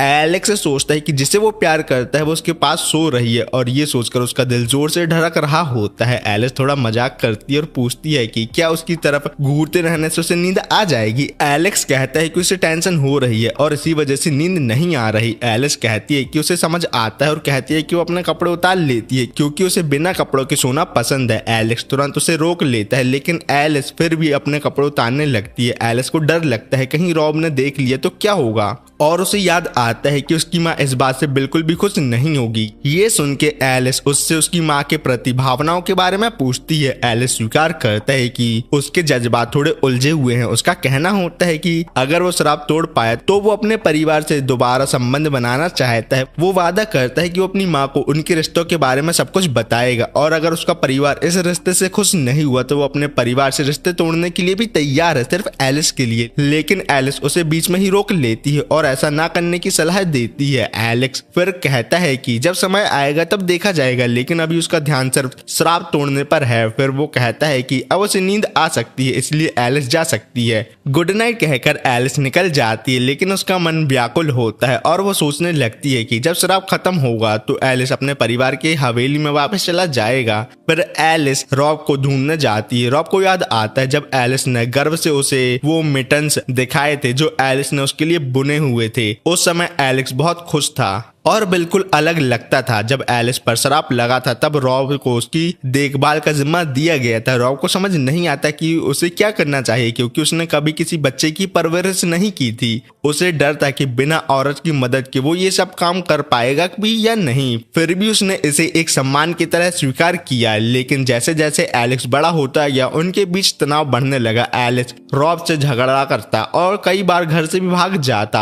आखिर में एलेक्स ने अपने आप को कमरे में बंद कर लिया और दुनिया से कटने लगा। उसने अपनी जिंदगी खत्म करने की भी बात कहनी शुरू कर दी। रॉब उसके लिए चिंतित था, खासकर क्योंकि उसका कोई दोस्त नहीं था। तभी रॉब को एलिस की याद आती है, जो एलेक्स के करीब रहने के लिए मेड बनने के काम के लिए भी खुशी खुशी मान जाती है। अब एलिस एलेक्स के लिए इतनी खास हो गई थी जितना रॉब ने कभी सोचा भी नहीं था। एलिस रॉब से पूछती है कि क्या वो अजीब है। वो चाहती है कि एलेक्स शराब से मुक्त होकर अपने परिवार के साथ जीवन बिताए, लेकिन एलेक्स भी एलिस को बहुत चाहता है, एक मेड को।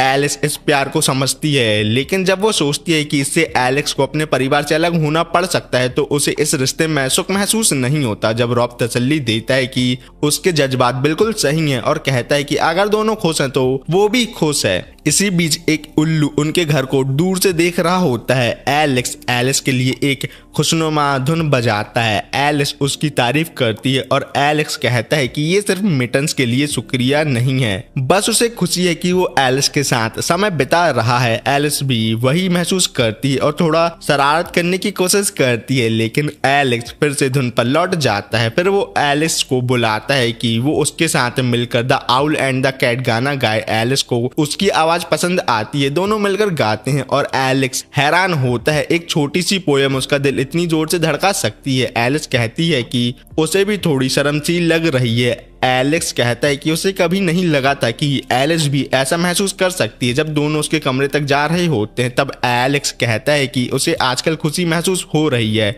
और इसका श्रेय सिर्फ एलिस को जाता है। वो आशा करता है कि एक दिन श्राप तोड़कर वो एलिस के साथ घर वापस जा सके।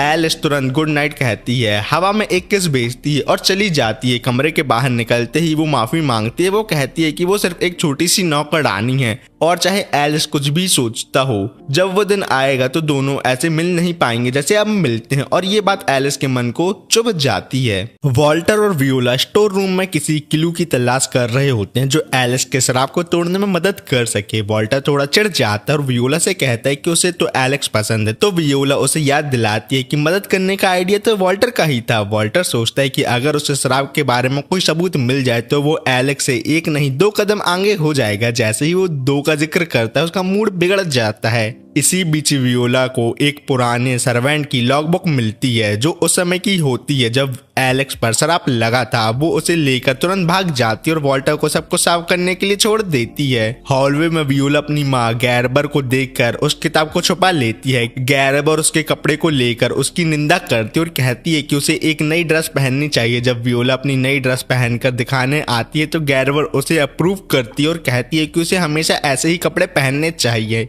वियोला विरोध करती है कि ये उसका स्टाइल नहीं है, लेकिन गैरबर कहती है कि ये एक सुधार है और उसके नोबल परिवार की इमेज बनाए रखना जरूरी है। वियोला को बुरा लगता है कि वो अपनी मर्जी की जिंदगी नहीं जी सकती। बाद में वो एलेक्स और एलिस के पास अपना गुस्सा निकालती है। वो अपनी माँ को एक कड़वी जुबान वाली, छाती में फ्लैट और अजीब मेकअप वाली बुड्ढी कहकर बुलाती है। जब एलिस कहता है कि वो उस ड्रेस में अच्छी लग रही है तो वियोला उस पर चिढ़ जाती है। फिर वो घोषणा करती है कि वो एलेक्स और एलिस के साथ शिफ्ट होना चाहती है, जिससे एलेक्स के साथ भी उसकी बहस हो जाती है। तभी रॉब वहां आता है और वियोला के कपड़ों की तारीफ करता है। ये सुनकर वियोला तुरंत प्राउड फील करती है और कहती है कि जब कभी भी वो उससे मिलने आएगी तो ऐसे कपड़े पहना करेगी। वियोला डिसाइड करती है कि उस रात वो एलिस के रूम में रुकेगी तो क्यों ना एक लड़कियों की पार्टी हो जाए। वो कहती है कि उसके पास एलिस के लिए एक गिफ्ट भी है। जब वो रूम में जाती है तो देखती है कि कप ऑलरेडी वहां है। वियोला हैरान हो जाती है और कहती है कि बिना बताए किसी के कमरे में आना बदतमीजी होती है।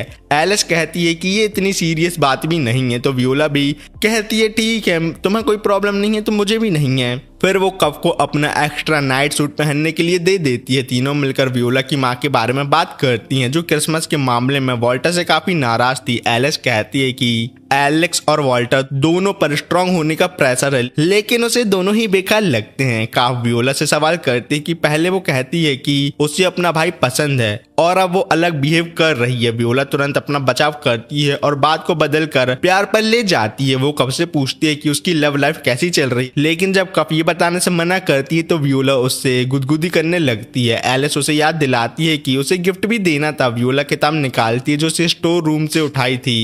एलिस उसे देखकर खुश होती है और पलट कर पढ़ने लगती है। उसे उसमें अपनी माँ की हैंडराइटिंग नजर आती है। फिर तीनों सोने की कोशिश करती हैं, लेकिन बेड छोटा होता है, जिससे काफ और वियोला में थोड़ी बहस हो जाती है और एलिस चुपचाप मुस्कुराती रहती है। इसी दौरान आउल उन्हें देख रहा होता है और डायलत डिसाइड करती है कि अब कुछ करने का समय आ गया है। गैरबर वियोला की गायब होने की बात वॉल्टर से पूछती है। वो ये भी कहती है कि क्रिसमस वाले इंसिडेंट के लिए अब तक उसने वॉल्टर को माफ भी नहीं किया है, जिससे वॉल्टर घबरा जाता है। जैन डायलत से मिलता है जो उसे एक काम के लिए कहती है। वो चाहती है कि जैन उसका एक मैसेज अपने दोस्तों तक पहुंचाए। दूसरी तरफ रॉब एलिस को किताब पढ़ता देख लेता है और उसके बारे में पूछता है। एलिस बताती है कि इसमें कुछ पेजेस उसके लिखे हुए भी हैं, लेकिन रॉब कुछ याद नहीं कर पाता। एलिस बताती है कि ये पेज ज्यादातर काम से जुड़े हैं और इनसे बहुत कुछ सीखने को मिल रहा है उसे। तभी एलिस एक लाइन पढ़ती है जिसमें लिखा होता है, सफेद पोशाक में 2 औरतें हवेली में आई थी। रॉब को याद नहीं आता कि ये दोनों कौन थी, लेकिन एलिस सोचती है कि उसकी माँ ने शायद डायलत और किसी और के बारे में लिखा था। तभी जैन रूम में घुस आता है और एलिस उसे रोकने की कोशिश करता है, लेकिन जैन अंदर आ जाता है। रॉब और एलिस को ग्रीट करता है और कहता है कि उसके पास डायलत का एक मैसेज है। मैसेज ये होता है, वो चाहती है कि तुम लोग सिर्फ दोस्त बने रहें।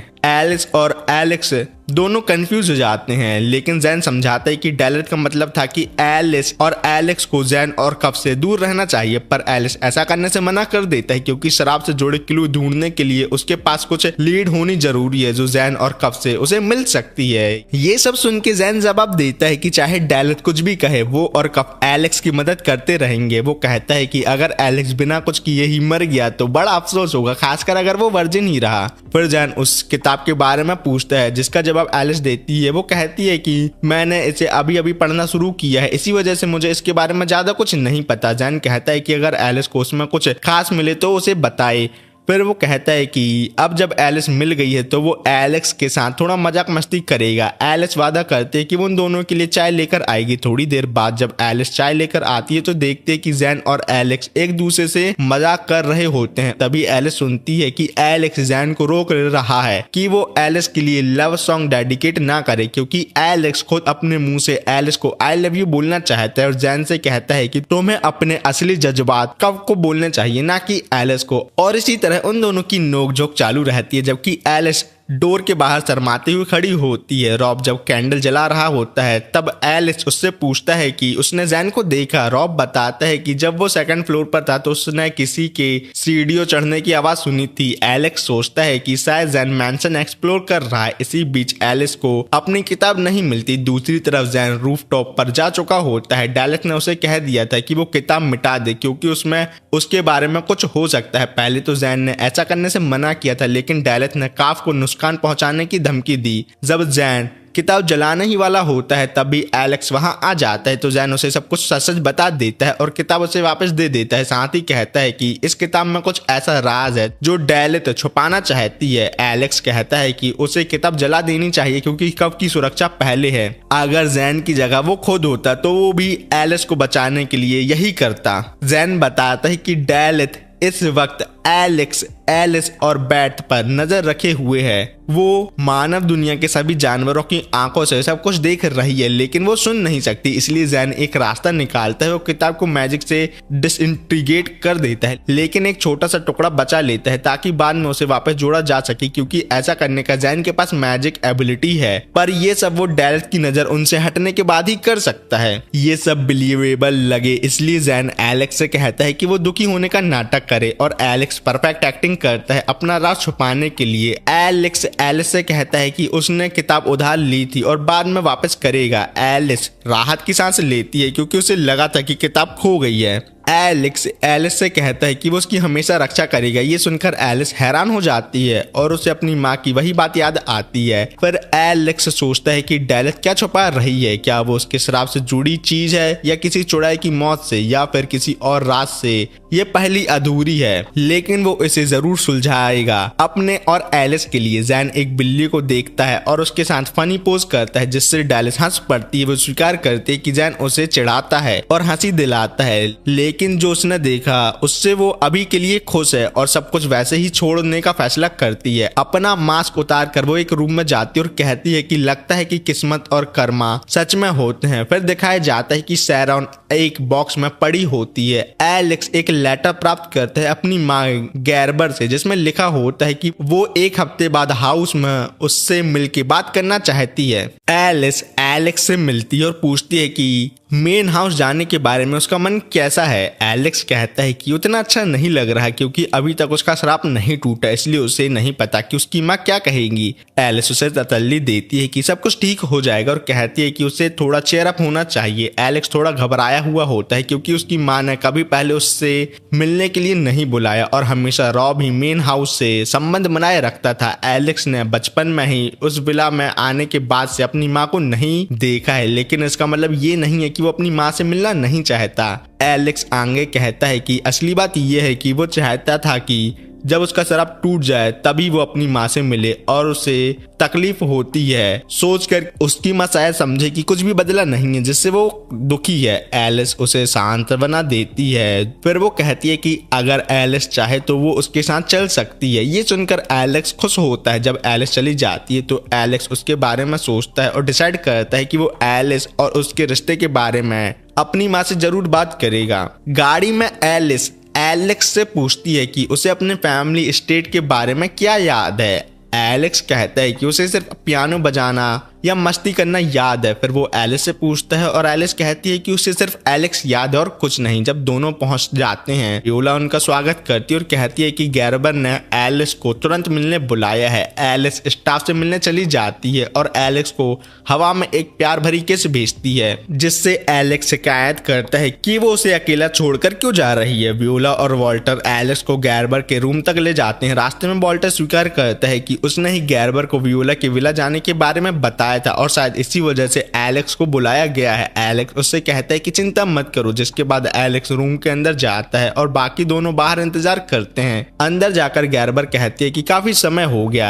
एलेक्स कहता है कि हाँ, और गैरबर बताती है कि 10 साल से ज्यादा हो गए हैं और अब तक उसका श्राप नहीं टूटा। एलेक्स हिचकिचाता है और कहता है कि शायद थोड़ा और समय लग सकता है माँ। गैरबर कहती है कि अभी देर हो गई है, बाकी बातें कल करेंगे और उसे रात को रुकने की अनुमति दे देती है। एलेक्स कहता है कि उसके पास कुछ कहने को है, लेकिन गैरबर कहती है कि कल बात करेंगे, आज नहीं बेटा, जाओ जाओ। बाहर वियोला एलेक्स की तारीफ करती है और कहती है कि आज गैरबर ने दयालु व्यवहार किया है। एलेक्स हैरान होता है और कहता है कि अगर ये दयालु था तो उसका नॉर्मल व्यवहार कैसा होता है। फिर वॉल्टर एलेक्स को गेस्ट रूम तक ले जाता है। दूसरी तरफ सभी मेड एलिस के चारों तरफ घूमकर उसकी तारीफ करते हैं कि वो कितनी बड़ी हो गई है और कितनी सुंदर लग रही है, बिल्कुल सैरॉन की तरह। एक मेड दुखी होती है कि वो सैरॉन के मरने के बाद जब एलिस को रिश्तेदार ले गए थे तब वो कुछ नहीं कर पाई थी। वो माफी मांगती और एलिस उसे थैंक यू कहती है। फिर एलिस को उसके पुराने रूम ले जाया जाता है जहां वो अपनी माँ के साथ रहा करती थी। तभी गैरबर अपने रूम से बाहर आ जाती है। एलिस को देखकर उसे सैरॉन बुला देती है। वो भी गलती से मेड करेक्ट करती है कि ये सैरॉन की बेटी है। सैरॉन नहीं मैम। गैरबर कहती है कि एलिस का काला ड्रेस सैरॉन जैसा लगता है और वहां से चली जाती है सॉरी बोल के। मेड एलिस को बताती है कि सैरॉन और गैरबर बहुत क्लोज और खुश मिजाज थे, पर सैरॉन के जाने के बाद से ही गैरबर का स्वभाव बदल गया। एलिस अपनी माँ के बारे में सोच कर रही होती है कि तभी एलिस उससे मिलने आता है। वो पूछता है कि क्या सर्वेंट ने उसे परेशान तो नहीं किया, लेकिन एलिस कहती है कि सभी बहुत फ्रेंडली हैं। फिर वो एलिस से पूछती है कि मीटिंग कैसी रही, तो एलिस कहता है कि सिर्फ थोड़ी देर बात हुई और गैरबर अभी भी वैसी ही है जैसी पहले थी, कल ज्यादा बात होगी। एलिस खुश होती है कि कम से कम उसने अपनी माँ से नॉर्मल तरीके से बात तो की। एलेक्स कहता है कि हम दोनों बहुत थोड़े समय के लिए अलग थे, लेकिन मुझसे तुम्हारे बिना रह ही नहीं जा रहा था और मुझे तुम्हारी बहुत ही ज्यादा याद आ रही थी। एलिस कहती है कि उसने भी सेम ऐसा ही महसूस किया। एलिस अपने मन में स्वीकार करते हैं कि एलिस कितनी प्यारी है और हर पल उसका प्यार और गहरा होता जा रहा है, लेकिन वो तुरंत अलग हो जाता है और कहता है कि उसका मेंटल बैलेंस ज्यादा देर तक संभल नहीं पाएगा, इसलिए मुझे जाना होगा। वो एलिस को बताता है कि अब वो सो जाए क्योंकि कल वियोला उसे उस जगह ले जाने वाली है जहां उसे पर श्राप लगा था। दोनों एक दूसरे को गुड नाइट कहते हैं और एलेक्स चला जाता है। अगली सुबह वियोला एलेक्स से पूछते हैं कि कितने समय बाद वापस आकर कैसा लग रहा है और क्या उसे कुछ याद आया। एलेक्स कहता है कि उसे बस कुछ टुकड़े याद हैं। फिर दोनों एक ऐसे स्पॉट पर पहुंचते हैं जिसका जिक्र एक सर्वेंट ने किया था। एलेक्स उसे देखकर पहचान जाता है और उसे याद आता है कि तब बसंत का मौसम था। वो एलिस के लिए 4 लीफ क्लॉवर ढूंढ रहा था। तभी अचानक से धुआं उठा और किसी ने उसे पीछे से पकड़ लिया और उसे श्रापित कर दिया एक ऐसी जिंदगी के लिए जिसमें कभी प्यार नहीं होगा। वियोला कहती है कि रॉब ने बताया था कि एलिस को एलेक्स याद नहीं थी। वो पूछती है कि ऐसा क्यों था, जबकि उसे तो बचपन से एलेक्स पसंद थी। एलेक्स बताता है कि जब उस पर श्राप लगा उसके बाद वो एलिस को देख ही नहीं पाया, इसलिए उसने उससे जुड़ा हुआ हर एहसास अपने दिल से मिटा दिया। वियोला कहती है कि अच्छा हुआ अब वो एलिस से दोबारा मिल पाया है और एलेक्स इस बात से सहमत होता है। फिर दोनों गैरबर से मिलते हैं। एलेक्स उसे ग्रीट करता है, लेकिन गैरबर जवाब देने के बजाय वियोला से कहती है कि उसे एलेक्स से दूर रहना चाहिए क्योंकि वो खतरनाक है। साथ ही वो वियोला के कपड़ों को भी डिसग्रेसफुल बताकर क्रिटिसाइज करती है। आखिर में वो एलेक्स की तरफ देखकर कहती है कि डिनर के वक्त बात करेंगे। डिनर टेबल पर एलेक्स सभी लोगों के साथ बैठा है, लेकिन सबसे दूर वाले कोने वाली सीट पर। जैसे ही वो खाना शुरू करता है गैरबर बात करना शुरू कर देती है। वो याद दिलाती है कि उनके पिता की तबीयत ठीक नहीं है और उन्हें ये डिसाइड करना होगा कि एलेक्स या वॉल्टर में से कौन फैमिली का वारिस बनेगा। वो कहती है कि अगर बसंत तक एलेक्स का श्राप नहीं टूटा तो वो वॉल्टर को ही अगला वारिस बना देगी। एलेक्स कहता है कि उसे सब समझ आ गया है। गैरबर कहती है कि खाना खत्म करने के बाद वो जा सकता है। एलेक्स कहता है कि उसके पास कुछ कहने को है। जब गैरबर पूछती है कि क्या, तो वो कहता है कि ये बात एलिस से जुड़ी है। गैरबर कहती है कि उसने एलिस को देखा है और वो बिल्कुल अपनी माँ सैरॉन की तरह सुंदर है। एलेक्स एक्साइटेड होकर कहता है कि हाँ। गैरबर कहती है कि सैरॉन एक बहुत अच्छी और हमेशा मुस्कुराने वाली औरत थी जिसे वो आज भी याद करती है, लेकिन कहती है कि एलिस का नेचर सैरॉन से अलग है। एलेक्स उसका बचाव करता और कहता है कि एलिस थोड़ी रिजर्व है, लेकिन वो एक बहुत अच्छी लड़की है। उसमें टैलेंट है, उसकी छोटी छोटी आदतें बहुत क्यूट है, वो परफेक्ट है। गैरबर गैस करते है कि एलिस उसे पसंद करता है। एलिस इस बात को कंफर्म करता है और कहता है कि इसलिए वो गैरबर का अप्रूवल चाहता है उससे शादी करने के लिए। वो अपनी बात आगे बढ़ाता है, लेकिन गैरबर उसे काट देती है और कहती है कि क्या वो मजाक कर रहा है। वो याद दिलाती है कि एलेक्स अभी भी एक संभावित वारिस है और उसे ऐसे बेकार बातें छोड़कर सिर्फ अपने शराब तोड़ने पर ध्यान देना चाहिए। वो जोर देती है कि एक एरिस्टोक्रेट होने के नाते एलेक्स किसी से भी प्यार नहीं कर सकता, खासकर एक लोली मेड से तो बिल्कुल भी नहीं। तब एलेक्स अचानक खड़ा हो जाता है और सख्ती से कहता है कि वो पूरी तरह सीरियस है। वो गैरबर पर आरोप लगाता है कि उसने उसे विला में बंद करके रखा, कभी उसे समझने की कोशिश नहीं की और अब उसके इमोशन को भी जंजीर में बांध रही है। उसे ये भी मंजूर नहीं है कि वो एलिस से प्यार करे। एलेक्स कहता है कि एलिस ने कभी उसके शराब को लेकर अलग व्यवहार नहीं किया, हमेशा एक नॉर्मल इंसान की तरह उसे ट्रीट किया। अगर एलिस नहीं होती तो शायद एलेक्स अब तक मर चुका होता। एलेक्स कहता है कि गैरबर को सिर्फ फैमिली और वारिस की चिंता है, इसके चलते उसने कभी अपने बच्चों के बारे में नहीं सोचा। वो घोषणा करता है कि वो एलिस से ही शादी करेगा। ये सुनकर वियोला और वॉल्टर हैरान रह जाते हैं और एलेक्स अपनी बात खत्म करता है और कहता है कि वॉल्टर, वियोला और वो उसके बच्चे हैं, कोई प्रोडक्ट नहीं, और वहां से चला जाता है। वियोला और वॉल्टर उसके पीछे भागकर उससे मिलते हैं। एक सर्वेंट उनके पीछे जाना चाहता है, लेकिन गैरबर उसे रोक देती है। गैरबर हैरान होती है कि जो लड़का कभी इतना शांत और सीधा था, आज उसने इतनी हिम्मत दिखाई और उसे समझ आता है कि एलेक्स अब सच में बड़ा हो गया है। बाहर आकर एलेक्स कहता है कि काश वो ये बात अपनी माँ से थोड़े बेटर तरीके से कह पाता, लेकिन वियोला कहती है कि उसने बिल्कुल सही किया। जब एलिस आती है तो वो एलेक्स से पूछती है कि सब ठीक तो था ना, तो एलेक्स कहता है कि उसे बस डिनर पसंद नहीं आया। एलेक्स कहती है कि चलो वापस चलते हैं और एलेक्स सहमत होता है। रॉब को गेम खेलते वक्त पता चलता है कि एलेक्स को क्यों बुलाया गया था। अपने कार्ड खत्म करने के बाद वो आराम करने चला जाता है। एलेक्स उसका शुक्रिया अदा करता है घर का ध्यान रखने के लिए। फिर एलेक्स से पूछती है कि अब वो क्या करना चाहता है और कहती है कि अगर सिर्फ दोनों होंगे तो कार्ड खेलने में मजा नहीं आएगा। जब एलेक्स थोड़ा नॉटी बिहेव करने लगती है तो एलेक्स तुरंत मान जाता है कि चलो कार्ड खेलते, कुछ और नहीं करते। गेम खेलते वक्त एलेक्स से कहता है कि उसने अपनी माँ से उनके रिश्ते के बारे में बात की और कहता है कि वो एलिस से प्यार करता है। जब एलिस पूछती है कि उसकी माँ ने क्या कहा तो एलेक्स कहता है कि ज्यादा कुछ नहीं बोला, फिर कहता है कि उसे कोई अफसोस नहीं है। ये बात उसे कभी ना कभी कहनी ही पड़ती, क्योंकि जाति हो या स्टेटस उसके लिए एलेक्स ही सब कुछ है और सबसे ऊपर है। गेम एलेक्स जीतता है, लेकिन वो जीत स्वीकार नहीं करता। वो कहता है कि एलिस ने उसे प्यार करना सिखाया, इसलिए वो वादा करता है कि अपना प्यार हमेशा उसी को वो देगा। आखिर में एलेक्स टेबल पर सो जाता है और एलिस उसे कंबल उड़ा देती है। फिर वो धीरे से कहती है, वो भी पहली बार, मैं भी तुमसे प्यार करती हूँ एलेक्स। और इसी के साथ ये एनीमे यहाँ खत्म होता है। इस एनीमे के 2 सीजन और हैं, पर मुझे पूरा यकीन है इस वीडियो में भी अच्छे व्यूज नहीं आने वाले, तो मैं इस एनीमे को यहाँ ही ड्रॉप करता हूँ और किसी और एनीमे का एक्सप्लेनेशन वीडियो बनाऊंगा। तो मिलते हैं किसी और वीडियो में, ठीक है, बाय बाय।